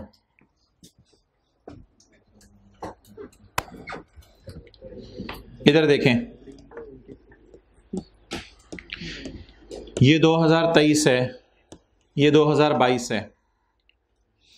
यहां पे खड़े होके मुझे पता चला कि 2022 में डेटर डेबिट और सेल क्रेडिट नहीं हुआ, एंट्री अकाउंटेंट भूल गया, एंट्री अकाउंटेंट ने ओमिट कर दिया। अब आप मुझे बताएं, मैं इस दिन खड़े होके मुझे पता चला है कि इस साल मैंने कोई चीजें उधार पे बेची थी, डेटर डेबिट सेल क्रेडिट, लेकिन वो एंट्री अभी तक नहीं हुई, डेटर भी पैसे नहीं देके गया, वो एंट्री भी अभी तक नहीं हुई। अब मुझे बता दें, मैं टाइम मशीन में बैठ के इधर जा सकता हूं? मैं तो पिछले दिन में नहीं जा सकता बैठ के, तो मैं पिछले साल तो जा नहीं सकता। अब मजबूरन मुझे क्या करना पड़ेगा, इधर खड़े होके अपने सर पे खुरक करूंगा और खारिश करके सोचूंगा कि भाईजान अब 23 के एंड पे खड़े होके 22 की गलती सही करूं, तो मैं सोचूंगा डेटर डेबिट सेल क्रेडिट, लेकिन फिर मैं सोचूंगा कि अगर मैं 23 में सेल क्रेडिट कर दूं तो फिर तो इसी ना दे, इधर दे, अगर मैं 23 में खड़े होके सेल क्रेडिट कर दूं तो फिर तो 23 की सेल में ये वाली सेल भी आ जाएगी, तो फिर तो सेलो सेल हो जाएगी।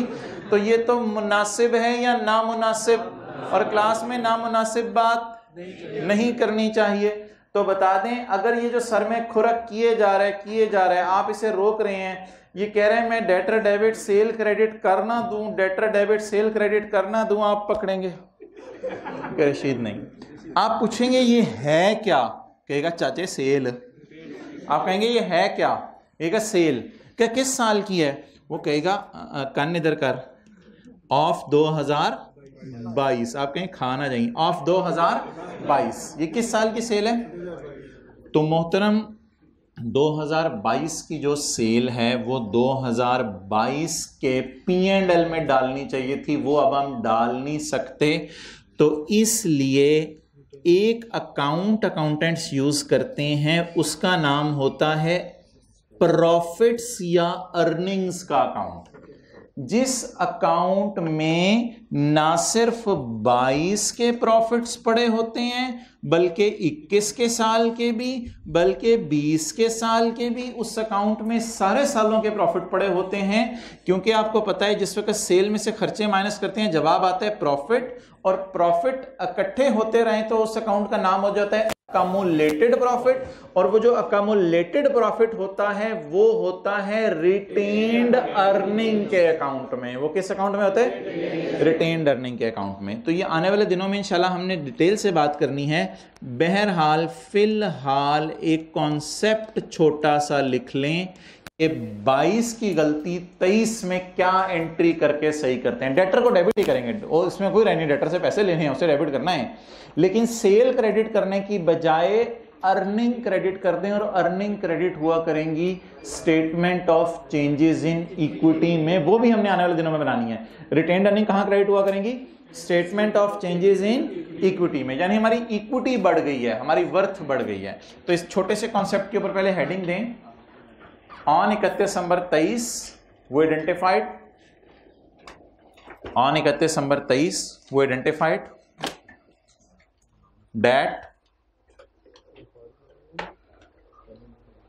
sale of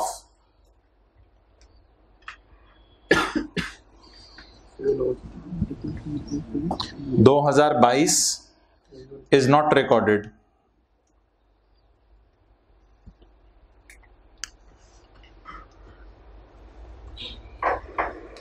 Now we will use date of 31 December 23 and will pass this entry. अब हम 31 दिसंबर 23 की डेट डाल के ये एंट्री करेंगे। Now we will use date of 31 December 23 and will pass this entry.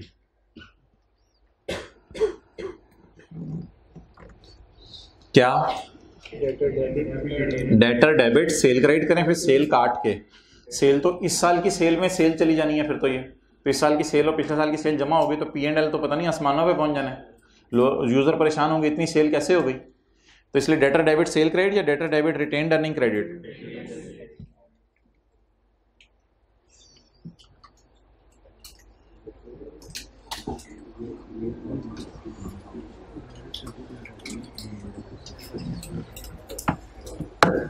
Clear?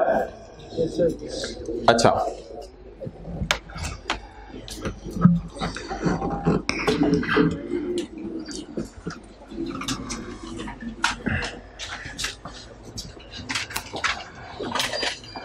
अब आप मुझे बता दें रिसर्च एक्सपेंस, इसमें ना हम रिवीजन करेंगे आने वाले दिनों में, तो हमें पता चलेगा अर्निंग्स में क्या पड़े होते हैं, एसेट्स लायबिलिटीज या इनकम्स और एक्सपेंसेस। इनकम्स और एक्सपेंसेस, तो इसलिए मैंने डेटर को काटा है या सिर्फ सेल को काटा है? सेल को काटा है। अच्छा, अब मुझे बताएं कि रॉन्ग एंट्री में मैंने एसेट बना लिया है पिछले साल या कोई एक्सपेंस भी बनाया है? एसेट बना लिया कितने का? 12 का। हालांकि मुझे एक्सपेंस बनाना चाहिए था 8.4 का। 8.4 का मुझे क्या बनाना चाहिए था? क्या आपको ये एंट्रीज देख हो रहा है? 14 की एंट्रीज देख के जरा फील करें। 8.4 खर्चों में डलना चाहिए था और खर्चों में 0 डला। ये तो एसेट है ना, ये तो एसेट है, ये तो बैलेंस शीट में एसेट के तौर पे नजर आ रहा होगा। तो बता दें कितना खर्चों में डलना चाहिए था? 8.4। कितना खर्चों में डलना चाहिए था? 8.4। और खर्चों में कितना डला? 0। एसेट कितना बना? 12 का। अभी मेरी डिस्कशन एसेट पे नहीं है, जैसे मैंने डिस्कशन सेल पे की है वैसे मैं डिस्कशन खर्चों में करूंगा। आप बता दें सेल बढ़ाने से अर्निंग बढ़ी, तो क्रेडिट किया हमने इसको, सेल बढ़ाने से अर्निंग बढ़ी। खर्चे रिकॉर्ड नहीं किए कर दें। हाँ, 15 में खड़े होके 14 के सही करेंगे, 15 में खड़े होके 14 के सही करेंगे। तो अब मैं क्या लिखूंगा? Standing on 30 June 15 we identified error of 14, therefore the expenses should be increased by 8.4 and resultantly earning will decrease by 8.4। Earning कितने से कम हो जाएंगी? 8.4 से कम हो जाएंगी। क्योंकि जिस साल के, अच्छा ऐसा तो नहीं कर सकते कि 14 वाली रिसर्च को 15 के P&L में डाल दें, फिर तो रिसर्चू हो जाएगा। तो फिर ऐसा तो नहीं कर सकते। तो इस साल की डेप्रिसिएशन को 15 में डेप्रिसिएशन एक्सपेंस डेबिट कर दें? नहीं, पुराने खर्चों को अर्निंग्स में एडजस्ट किया करेंगे या पुराने खर्चों को P&L में एडजस्ट किया करेंगे? पुराने खर्चों को इस साल के P&L में सही किया करेंगे या पुराने खर्चों को अर्निंग में सही किया करेंगे? और पुरानी सेल को भी अर्निंग में सही किया करेंगे। वो जो लाइन रहती थी हमारी, however research cost of and depreciation for research phase of point pertain to relate to last year, therefore comparative figures, पिछले साल की फिगर्स बदलनी पड़ेंगी। कंपैरेटिव फिगर्स का क्या मतलब है? हम 15 में खड़े हैं तो कंपैरिजन किससे करेंगे? 14 से करेंगे। 10th में खड़े हैं तो 9th से कंपैरिजन करेंगे। 10th में खड़े होंगे ये नहीं कहेंगे 11 में मैंने पास होना है, 10th में खड़े होंगे कहेंगे 9th में ये हुआ था, अब 10th में ये हुआ है। तो therefore comparative figures for the year ended 30 June 14 should be recalculated. पिछले साल की फिगर्स रीस्टेट करनी पड़ेंगी। And retained earning should be adjusted for, कोई ज्यादा डिटेल में नहीं गया क्योंकि 7 नंबर का सवाल था, वो ज्यादा डिटेल में नहीं गया। लेकिन रिटेन्ड अर्निंग एडजस्टेड की जगह आप तो लिख लेना retained earning should be debited. Retained earning बढ़ाऊं या खर्चे रिकॉर्ड करने से कम होगी? कम होगी। Retained earning should be debited for these amounts. ये जो एडजस्टेड का लफ्ज होता है ना, इसको गोली कहते हैं। गोली पता है? आप किसी फर्म में चले गए और आप चलते चलते 2.5 साल बस सीनियर हो गए। अब आपको कोई जूनियर आया, उसने आके पूछा सर ये 5 रुपए की फिगर है, इसको ऐड करना है या लेस करना है? आपने गुस्से में कहा जाओ एडजस्ट कर दो, क्योंकि आप सोच रहे थे पता नहीं ऐड करना है या लेस करना है। तो ये जो एडजस्ट करना गोली होते हैं, एग्जामिनर ने एडजस्ट करना लिख दिया, उससे लिखा गया गलती से एडजस्ट की जगह अच्छा लफ्ज़ क्या है? बताओ एडजस्ट कैसे करना है? बढ़ानी है अर्निंग या कम करनी है अर्निंग? आप ज़रा सोच के बताएं। सेल बढ़ी थी तो अर्निंग बढ़ी थी। इधर रिसर्च बढ़ानी है पिछले साल की और पिछले साल की डेप्रिसिएशन बढ़ानी है। पिछले साल के खर्चे अगर इस साल बढ़ाना चाहें तो खर्चे बढ़ने से अर्निंग कम होंगी। तो एडजस्टेड की जगह क्या लिख लें? और 2 असूल बता दें कि इनकम या सेल पिछले साल की बढ़ानी हो तो रिटेन्ड अर्निंग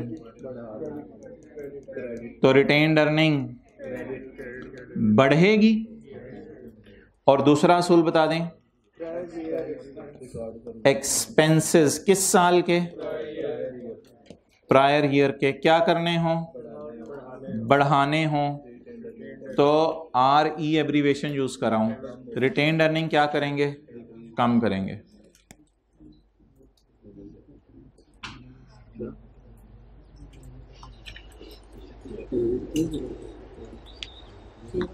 हमारे सवाल में कौन सा रूल लगाना पड़ा, रिसर्च 8 से बढ़ानी थी और डेप्रिसिएशन इशारिया 4 से बढ़ानी थी। डेप्रिसिएशन भी बढ़ानी थी ना, डेप्रिसिएशन रिकॉर्ड करनी थी। एसेट वगैरह डेबिट किए हुए एसेट्स को क्रेडिट करना पड़ेगा, वो सारी डिस्कशन होगी, लेकिन ऑब्वियसली 7 नंबर में फिर इतना मार्जिन नहीं था कि उसने ये डिस्कशन की, तो मैंने कहा रेक्टिफाइंग एंट्रीज इंशाल्लाह डिस्कस करेंगे आने वाले दिनों में, क्योंकि ये CWIP डेबिट भी हो गया ना, इसको भी क्रेडिट करना है और बाकी काम भी करने हैं।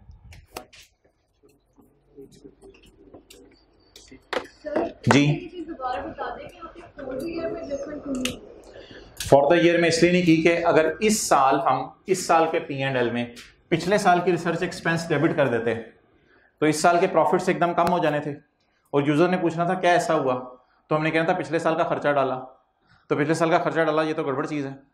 तो जो चीज़ जिसकी है, जो खर्चा जिस साल का है, उसको उसी साल रखना पड़ेगा। तो हमारे साल खड़े होकर पिछले साल की गलतियां मिला करेंगी, लेकिन उसको इस साल के P&L में डाल देंगे या अर्निंग में डाल देंगे, अर्निंग में डाल। क्लियर?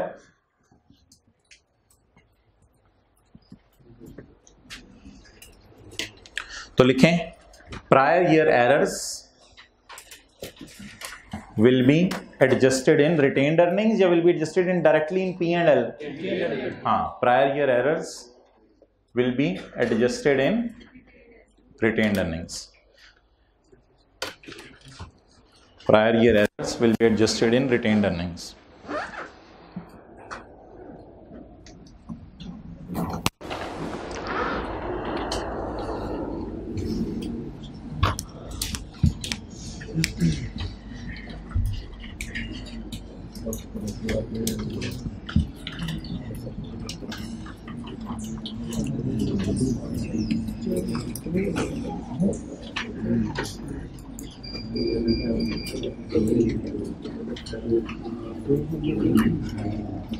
चलें यार, ये इसमें से बता दें क्या चीज़ें एक्सपेंस में डालनी है, क्या कैपिटलाइज करनी है। पास पेपर क्वेश्चन 15,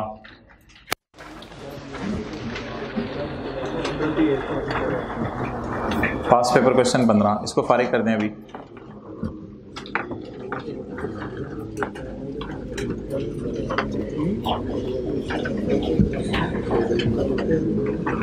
भाईजान खाली इसी से काम नहीं चलेगा, आपको रिसर्च और डेवलपमेंट की एग्जांपल्स लिखी हुई किताब में मौजूद हैं कहीं, और जो ऑनलाइन वाले हैं वो स्टैंडर्ड बेशक ढूंढ ले अपने घर से।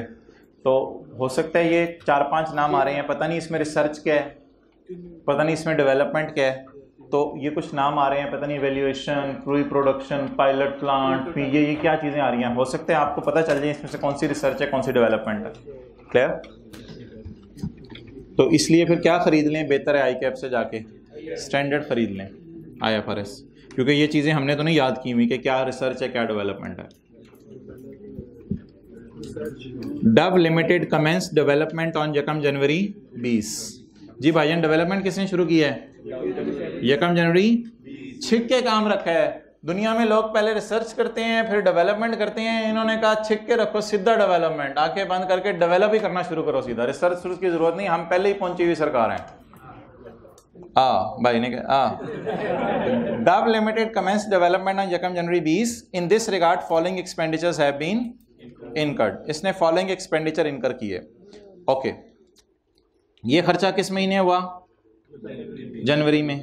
ये खर्चा फरवरी में भी हुआ, और ये खर्चा अप्रैल में, मई में, जून में। तो ये 1 महीने हुआ खर्चा, और ये 2 महीने हुआ खर्चा, और ये कितने महीने होता रहा? अप्रैल, मई, जून, जुलाई। और यार जैसे घर बन रहा होता है, 1 महीने में बेसमेंट बन गई, 2 महीने के अंदर ग्राउंड फ्लोर बन गया। अब कुछ शुरू ही फर्स्ट से करते हैं शहजादे। अच्छा, तो अब पहले बेसमेंट बन गई, फिर ग्राउंड फ्लोर बन गया, फिर फर्स्ट फ्लोर बन गया, तो इनटेंजिबल बन रहा है। पॉसिबल ऑल्टरनेटिव्स कितने महीने ढूंढते रहे? जनवरी के महीने। प्री प्रोडक्शन प्रोटोटाइप्स कितने महीने बनाते रहे? 2 महीने। पायलट प्लांट से मैंने कहा था कमर्शियल प्रोडक्शन नहीं होती, पायलट प्लांट नहीं होता, ये असल में पायलट प्लांट ही होती है। ये छोटी सी प्लांट ही होती है जिससे हम चीजें बना के देखते हैं, ये कमर्शियल प्रोडक्शन नहीं हो रही। अच्छा, ये कितने महीने पायलट प्लांट से चीजें बनाते रहे? अप्रैल, मई, जून, जुलाई। उसके बाद अपने नाम रजिस्टर करवा लिया इसको। इसका मतलब है शायद कोई चीज बन गई होगी तो हमने सोचा इसको अपने नाम क्या करवा लें, रजिस्टर करवा लें। और उसके बाद इससे हमने क्या बनाए? Cost of manufacturing samples. यार ये एक नई चीज है, ये तो इंशाल्लाह मैं स्टैंडर्ड के पैरास खोल के भी आपको दिखाऊंगा इन तीनों का क्या करना है, ठीक है। आप मुझे सिर्फ ये बता दें, fees to register legal rights, ये आपके ख्याल से कैपिटलाइज होनी चाहिए? चीज को अपने नाम लगवाना है तो ये क्या होनी चाहिए? कैपिटलाइज होनी चाहिए। बाकियों के लिए तो चलो हम स्टैंडर्ड खोलेंगे। अच्छा जी, ये हमने पढ़ ली है या पढ़ना है ये कॉन्सेप्ट? भाईजान ये वही खर्चा है सैंपल बनाने का जिसे ट्रायल रन कहा जाता है। सैंपल बनाने के खर्चे को क्या कहा जाता है? Trial run. तो लिख लें, सैंपल बनाने की कॉस्ट और ट्रायल रन की कॉस्ट, दोनों एसेट की कॉस्ट में क्या होती हैं? कैपिटलाइज होती हैं। क्लियर?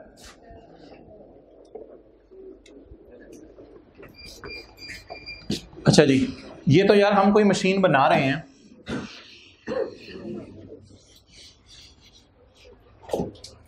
फर्ज करें छोटी सी मिसाल मसाला लगा के 50 मिलियन की हमने कोई प्लांट खरीदा, ठीक है। जब प्लांट खरीदा तो प्लांट से हमने सोचा यार जरा सैंपल बना के देख लें, सैंपल बेस पे टेस्ट कर लें चीजें बन भी रही हैं या नहीं। तो प्लांट से हमने सैंपल प्रिपेयर किया। मिसाल के तौर पे हम जो है वो दीवानगी को खत्म करने वाली मेडिसिन बनाना चाहते हैं, तो हमने वो जब मेडिसिन बनाई तो मेडिसिन बनाने के लिए कोई रॉ मटेरियल खरीदना पड़ा होगा। शीशी खरीदनी पड़ी होगी या शीशा? शीशी, वापस आ जाए, शीशी खरीदनी पड़ी होगी और डब्बियां भी खरीदनी पड़ी होंगी, कोई रॉ मटेरियल भी खरीदना पड़ा होगा। तो सैंपल प्रिपेयर करते हुए हमारा आउट फ्लो हुआ होगा, पैसे गए होंगे हमारी जेब से, और प्लांट खरीदा 50 मिलियन का तो हमारा आउट फ्लो हुआ होगा ना, अच्छा खासा। तो सैंपल बनाए हमने 5 मिलियन का खर्चा करके हमने सैंपल बनाए।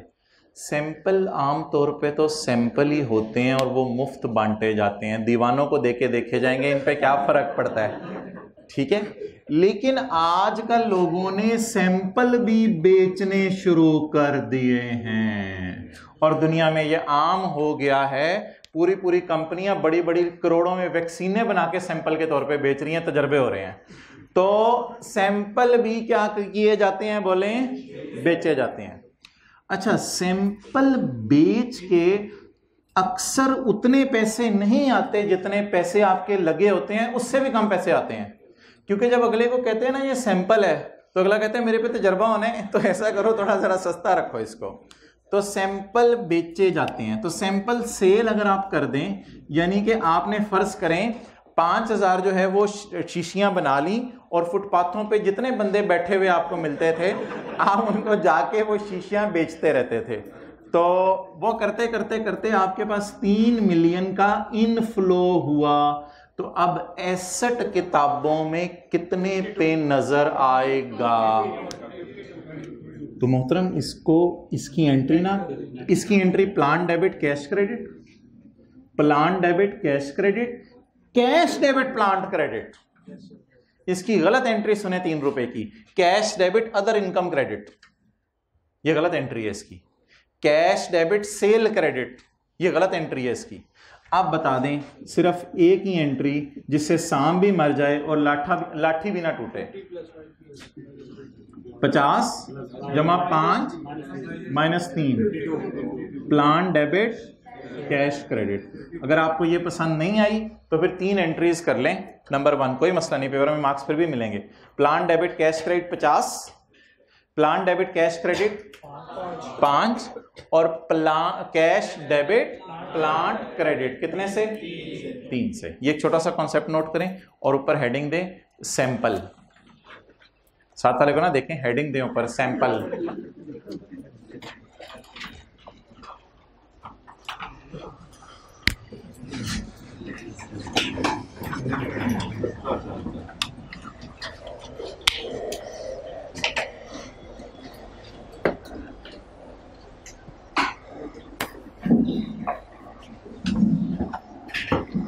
अच्छा जी,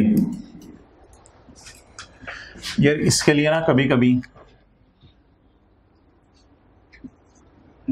रियलाइजेबल वैल्यू का लफ्ज भी यूज होता है, रेजिडुअल वैल्यू नहीं, क्या रियलाइजेबल वैल्यू, क्या रियलाइजेबल वैल्यू। ये कभी कभी एनआरवी का लफ्ज भी यूज होता है, नेट रियलाइजेबल, कि इस सैंपल अभी पड़े हुए हैं हमारे पास लेकिन इंशाल्लाह ये बिक जाने और इनसे पैसे आ जाने हैं। नेट कर के जाहिर बात है अगर आप किसी दीवाने के पास लेके जाएंगे तो जाने का खर्चा भी आएगा, रिक्शे का पेट्रोल भी खर्च होगा। तो नेट रियलाइजेबल वैल्यू, 5 की दवाइयां बनी, इनको नेट कितने का रियलाइज करा सकते हैं आप? सिर्फ 3 का।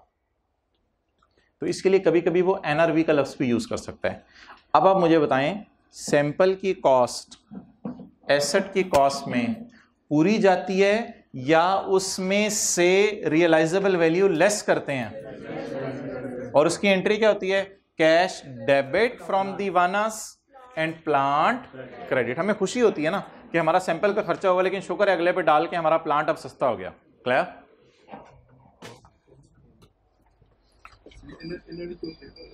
एनआरवी का मतलब यार ये नहीं है, ये कॉस्ट और एनआरवी टाइप चीज नहीं है। ये ऐसा नहीं आपने समझना कि ये कॉस्ट और एनआरवी टाइप चीज है। बस ये IS2 तो इस पे लग नहीं सकता ना असल में, तो IS2 लग नहीं सकता, तो इसलिए आप वो वाली चीजें ना लगाएं क्योंकि ये प्लांट बन रहे तो IS16 लगेगा।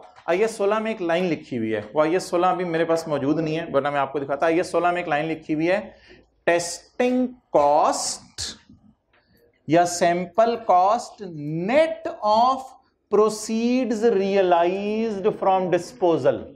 तो इस किस्म की कोई लाइन वहां लिखी हुई है, लेकिन ये लाइन जो है IS16 की है, IS2 की नहीं है। लेकिन ICAP ने एक दफा ऐसी पंगे में एनआरवी का लफ्ज यूज कर लिया था।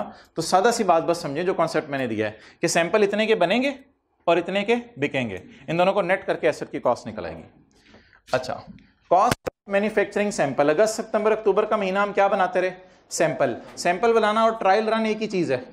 इनकी कॉस्ट को क्या करते हैं? कैपिटलाइज। लेकिन कौन सा सितारा बना हुआ इधर? काला सितारा। काला सितारा देखें जाके नीचे, काला सितारा। ये जो चीजें मैंने 32 की बनाई हैं दीवानों के लिए, तो दीवाने मुझे इस पे दे कितने जाएंगे? 20। इसका मतलब है इस 32 के साथ लिखें आउटफ्लो, क्योंकि ये कॉस्ट ऑफ मैन्युफैक्चरिंग है, ये कॉस्ट ऑफ मैन्युफैक्चरिंग है। और आर के साथ लिखें रियलाइज, इस वाले आर के साथ रियलाइज। तो कॉस्ट कितनी इनकर हुई? 32 और रियलाइज कितना होगा? 20। कट कटा के कितना एसेट की कॉस्ट में जाएगा? 32 माइनस 20 12। क्लियर? ओके। अब जी इसकी तो डिस्कशन हो गई। 32 में से क्या माइनस करेंगे? 20। कितना हो जाएगा? 12। और इस 12 को हम क्या कर देंगे? Capitalise. Brand building cost, brand building cost. मोहतरम, हमने एज अ स्टेप 1 कोई प्रोडक्ट बनाई है, कोई रायता, कोई दवाई, कोई वैक्सीन। अब हम चाह रहे हैं उसका ब्रांड नेम हम बिल्ड करें, खुद ब्रांड नेम बिल्ड करें। क्या समझ आ रही है आपको? ये इसको इंटरनली जनरेटेड ब्रांड टाइप भी कोई चीज कह सकते हैं या एडवर्टाइजमेंट एक्टिविटी भी कह सकते हैं मेरे ख्याल से।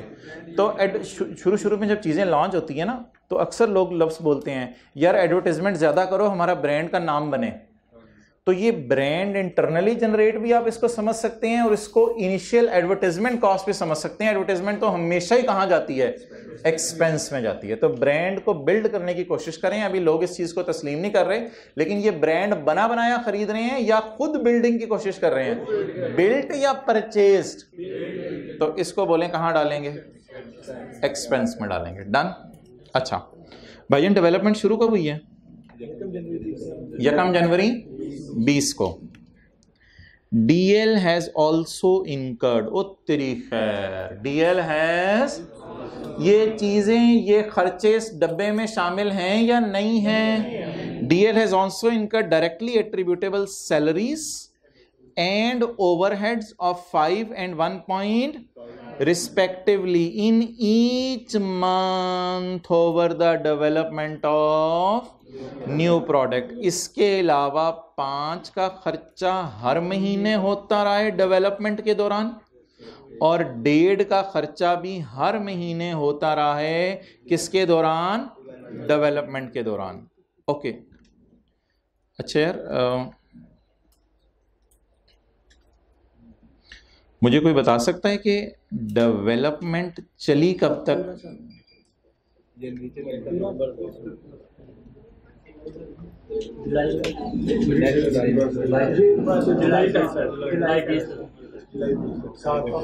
भाई इस दिन तो हमने जाके अपने नाम करवा लिया वो इंटेंजिबल। जरा सोचे सोचे सोचे, डेवलपमेंट चली कब तक? यार ये जो टेस्ट रन है इसको डेवलपमेंट कहेंगे? नहीं, ये डेवलपमेंट तो नहीं है।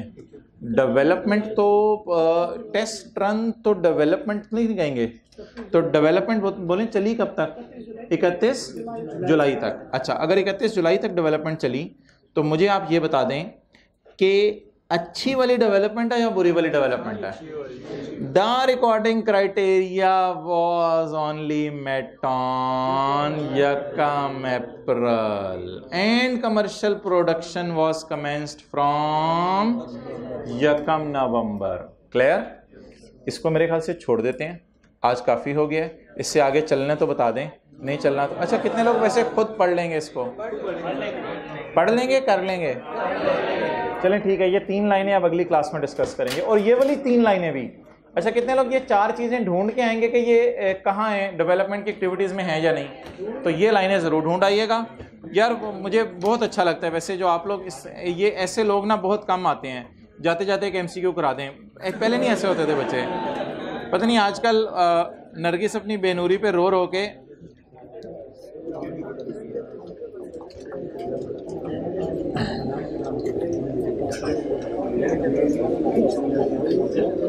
चलें जाएं यार, छोड़ें, बंद करो।